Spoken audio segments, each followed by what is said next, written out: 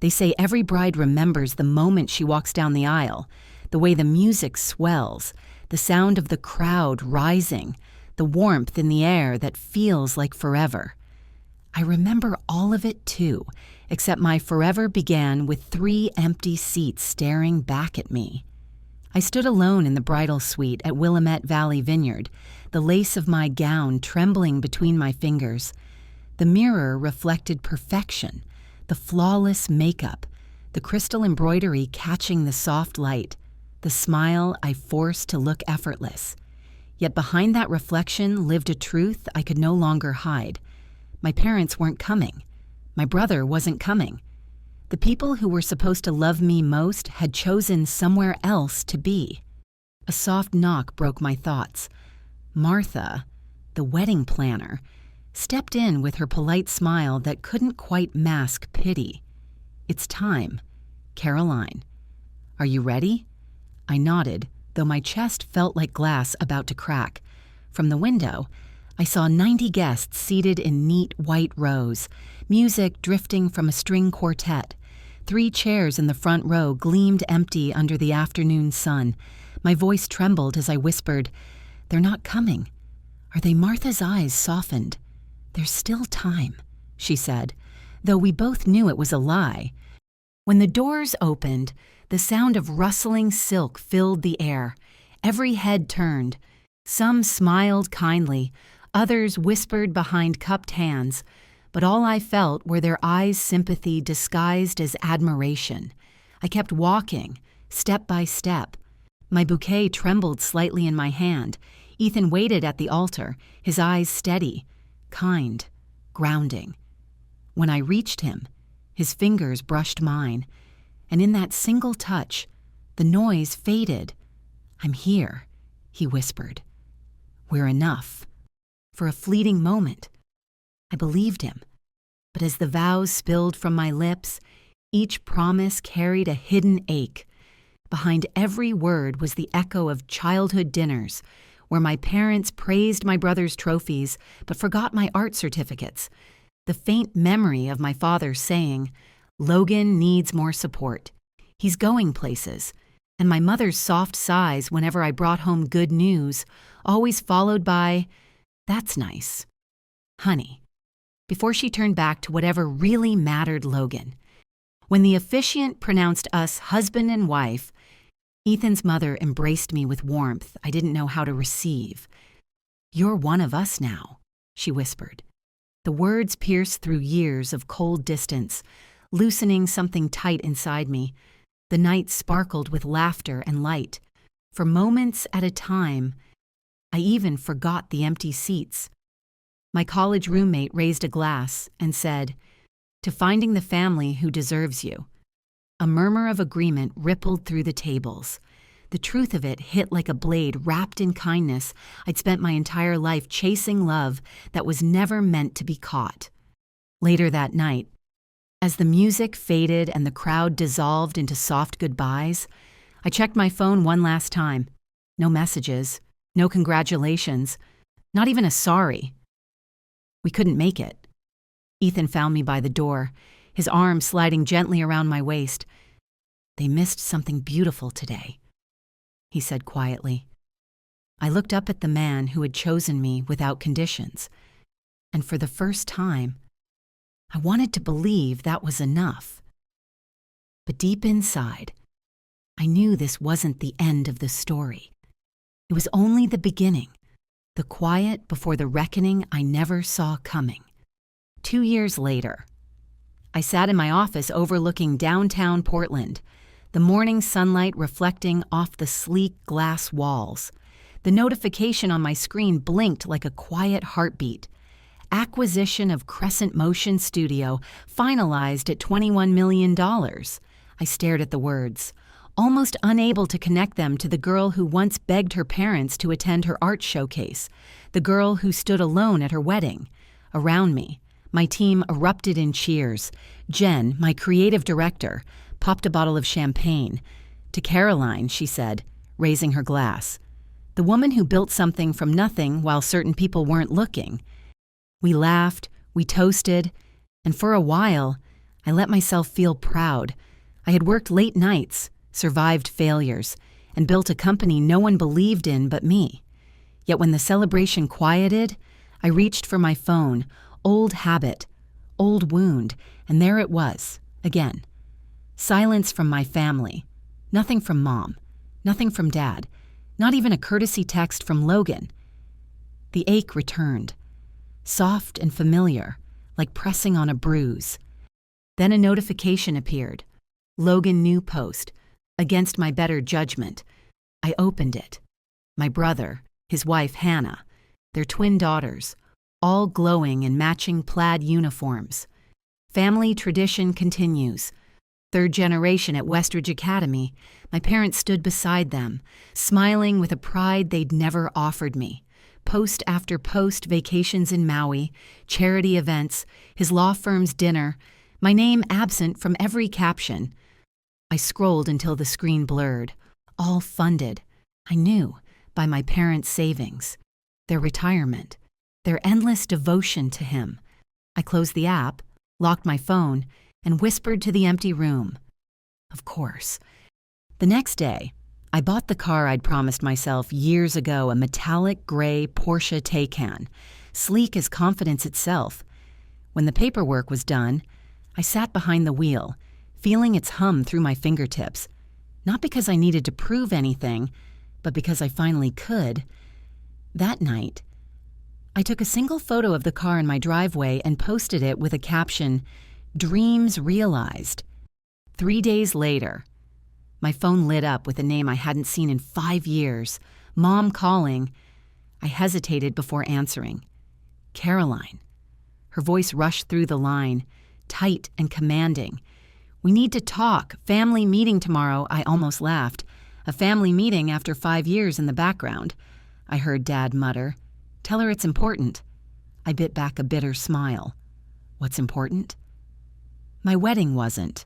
My business wasn't. What matters now? Mom's tone shifted, careful and rehearsed. "It's complicated, financial issues. We need to discuss it as a family." I didn't need her to say more. They'd seen the car. They'd seen the success. Now suddenly, I was family again. "Tomorrow at 2 p.m., I said flatly, and hung up. The next day, I drove to my childhood home, the same white-columned house where my accomplishments once went unnoticed. My new Porsche gleamed against their weathered siding, an unspoken contrast of everything that had changed. I sat for a moment, remembering birthdays spent alone, holidays skipped, the echo of my mother's indifference. A text from Ethan flashed on the screen. "Remember who you are. Call me if you need extraction." I smiled, then stepped out of the car. When my parents opened the door, their expressions faltered, shock flickering before they recovered into polite restraint. "You've done well for yourself," Dad said. Not hello, not I've missed you. Just evaluation. "Yes," I replied. Inside, the house smelled the same old wood and cold air. Logan and Hannah were already seated at the dining table, their faces carefully composed. I remained standing, purse in hand, unwilling to settle into the past. Dad cleared his throat. "Let's get straight to business." The air in the dining room felt thick, the kind of silence that hums with old resentment. My father sat at the head of the table, hands folded like a man running a board meeting. My mother perched beside him, all pearls and posture, though the worry lines around her eyes betrayed the calm. Across from me, Logan leaned back in his chair, his designer shirt creased at the elbows, a faint smirk tugging his lips. Hannah sat beside him, flipping through a leather photo album as if this were a family reunion instead of an ambush. "It's foreclosure." "Caroline," Dad began, his voice clipped, rehearsed. "Your brother's mortgage is 3 months behind. The twins' private school tuition is unpaid. We're here to discuss how you can help." I said nothing. I just watched him slide a set of documents across the polished oak table loan paperwork, already filled out with my name. "Think about your nieces," Mom added, her voice trembling with that familiar, practiced fragility. They shouldn't suffer for financial issues. Logan leaned forward, jaw tight. We're family. That's what family does. When one of us succeeds, we help the others. Hannah turned the album toward me. They ask about you all the time, she said, pointing to pictures of children I barely recognized. Maddie wants to know why you never visit. I closed the album gently and looked up. Where were you at my wedding? The question slipped out before I could soften it. Logan blinked, confused. What my wedding? I repeated. 2 years ago. Where were you? Mom's fingers fluttered to her throat. We were busy. Logan had an event with his firm. It wasn't convenient, Dad added, as if explaining why he'd skipped lunch, not his daughter's wedding. I nodded slowly. And yet, here you are now, because you saw the Porsche on Instagram. Logan's face flushed. That's not fair, isn't it? My voice was calm, almost detached. I built everything alone, every scholarship, every client, every late night. Where were any of you? Dad's eyes narrowed. What does that have to do with the current situation? Everything, I said, mirroring his posture, folding my hands neatly on the table. I'm listening. Tell me why I should write a check today. Logan's hand slammed against the table, the sound sharp and desperate. You always had to prove something, didn't you? Always showing off how smart you were, how special. His voice cracked with bitterness. Some of us were just trying to live normal lives. Dad placed a hand on his shoulder. Your brother had more potential. We had to nurture that. You were always so independent. Mom's voice softened to a whisper. We're still your parents. Caroline, despite everything. You were parents in title only, I said, each word slow, deliberate. You missed my high school graduation, my college scholarship ceremony, my company launch, my wedding. You missed my life, and now you want to share what that life built. The silence that followed was almost peaceful. Dad slid the papers closer, desperate now. We're only asking for what's reasonable. Family helps family. The interest rate is quite fair. I stood slowly, my pulse steady. I've made a different decision. All eyes followed me as I opened my briefcase and placed a single document on the table. This is the Rivera Media Scholarship Foundation, $16 million to support young women in digital media arts. The press release goes out tomorrow. Logan's mouth fell open. 16 what? Named after Miss Rivera, I said softly. My high school teacher. The one who showed up when none of you did. They stared in stunned silence. I looked each of them in the eye. That's what family means to me now, showing up. As I closed my briefcase, I revealed the recording app running on my phone, and just so we're clear, I've documented every part of this conversation, every guilt trip, every demand, just in case anyone gets creative. Logan's voice rose. Breaking. You can't just walk away, we need that money. I paused at the door. No, Logan, you needed to show up at my graduation, at my wedding, at any point in my life. But that opportunity has passed. The door clicked shut behind me. The sound was softer than I expected, more like release than closure. The Porsche purred quietly beneath me as I pulled away from the house, the late afternoon sun flickering across the windshield. For a long moment, I didn't drive fast. I wanted to feel it, the weight leaving my chest, the invisible thread between us finally snapping. When Ethan answered my call, his voice filled the car with calm. It's done, I said. They showed exactly who they are. He hesitated. How bad was it? Exactly what we expected, I replied. Logan lost his mind when I told him about the foundation. Dad tried to negotiate. Mom cried about family duty. I exhaled slowly. But I'm okay. Really okay. The truth was, for the first time, I believed it. I had gone there thinking maybe part of me still wanted an apology, some small acknowledgement of the years they'd erased me. But standing in that dining room, surrounded by the same furniture, the same voices that once made me feel small, I realized I didn't need anything from them anymore. That night, the first text came at 11:47 p.m. By midnight, my phone was buzzing nonstop family emergencies, emotional pleas, angry accusations. I turned it face down on the nightstand. Ethan's soft breathing beside me was the only sound I wanted.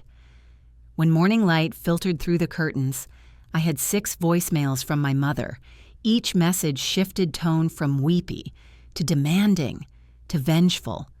How could you do this to us? What will people think of a daughter who abandons her family?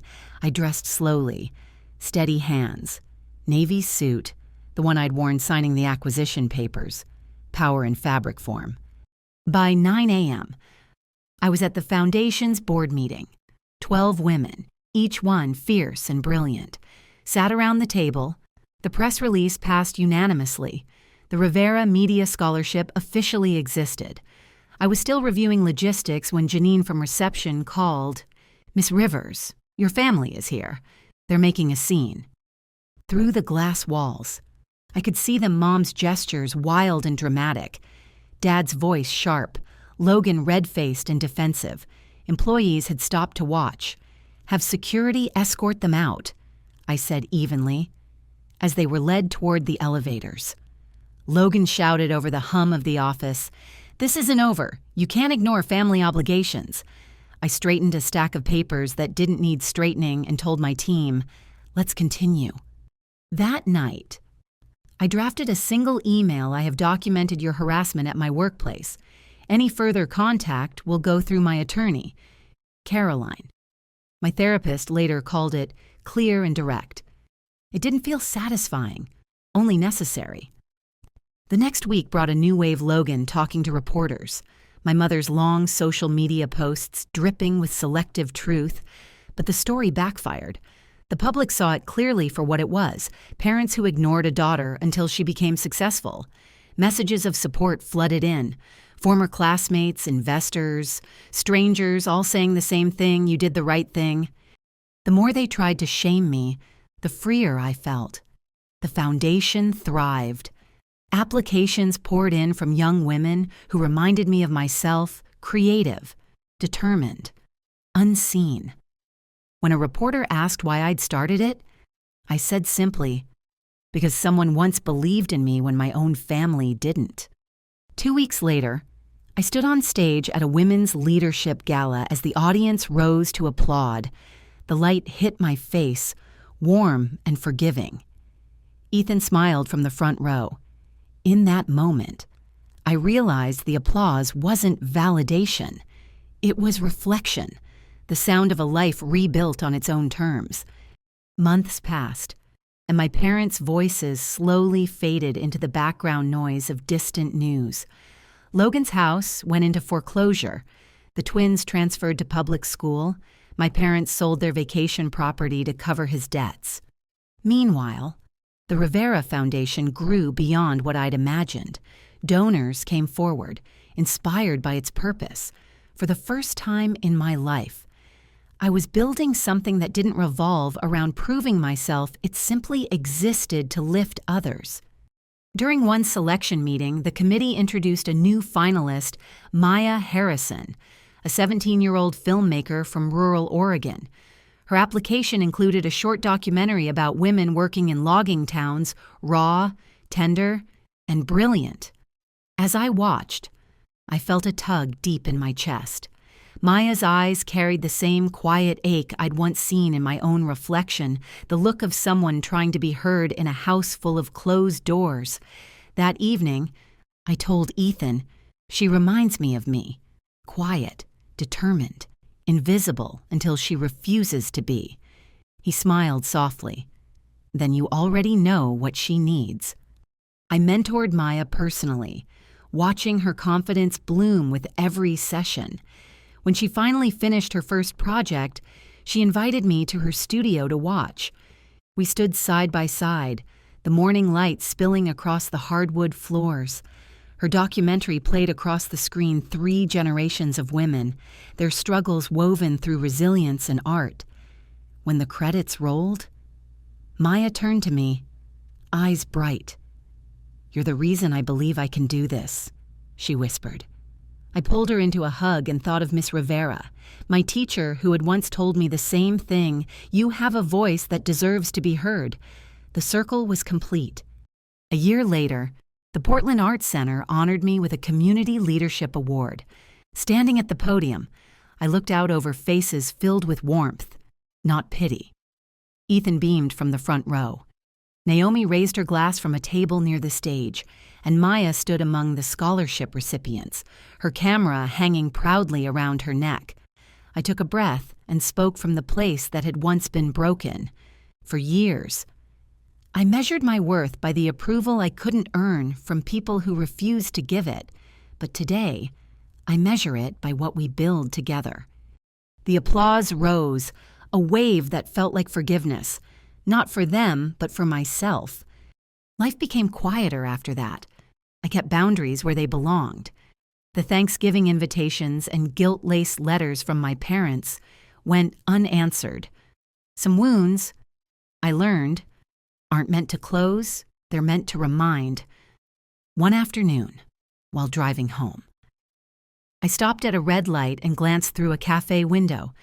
My parents were there, older, smaller somehow. Our eyes met for half a second. I didn't stop. I didn't wave. There was no anger left, only peace. They had taught me what love wasn't. The people in my life now taught me what it truly is. At home. Ethan was waiting with dinner. Maya's newest film cued on the projector. Our house glowed with the kind of warmth I once believed only belonged to other people. I realized then that family isn't who raises you, it's who lifts you. It's the people who show up, who see you, who stand beside you when no one else will. If this story touched you, take a moment to like, share, and subscribe, because somewhere out there, someone needs to be reminded that they deserve to be seen too. Leave a comment about what family means to you.